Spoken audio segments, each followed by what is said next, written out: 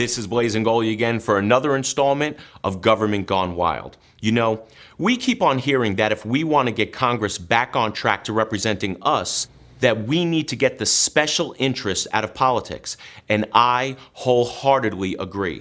But what most fail to realize is that government itself is its own special interest and will do and or say almost anything to protect itself. Now stay tuned, because at the end of this video I'm going to show you why our freedoms may be at stake if we don't cut government soon.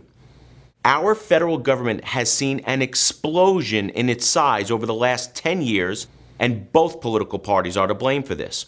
How big has it grown? Over the last decade, the number of private sector employees has grown only 1%. But the number of federal government employees has grown 15%. We are now out of the era of big government and into the era of enormous government. Basically, Congress used this recession to expand government and entrench government workers. When this recession started, while you are worrying about paying the bills and keeping a roof over your family's head, the Transportation Department had just one employee making over $170,000 a year. Today, that number is 1,690 employees.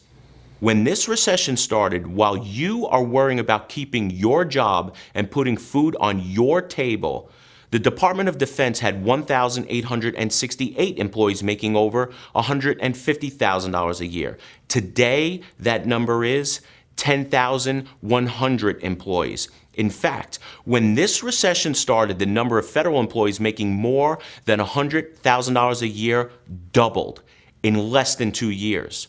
And when you include salary and benefits, the average total compensation for a private sector employee in 2009 was $61,000. Now, take a guess what the average total compensation for a federal government employee was in 2009. A whopping $123,000, more than double that in the private sector. Do you really think these people will vote against any spending cuts? Now, this is the important part. There are approximately 21,300,000 government employees in this country. We'll talk about special interest. About 16% of this nation's voting electorate works for government. And most people have at least one person close to them, like a spouse, who will vote with them in an effort to keep their job. Well, that means at least 32% of the voting electorate will come out and vote against anyone who talks openly about spending cuts.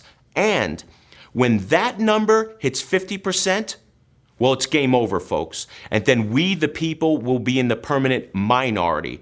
And therein lies the hidden danger of big government. Now, the only way we can make a difference is if people hear this message. Please forward this video to everyone you know before we wake up one day and it's too late. Well, that's it for this edition of Government Gone Wild. Be sure to visit our website and sign up for our email updates, and become a fan on Facebook and suggest it to all of your friends.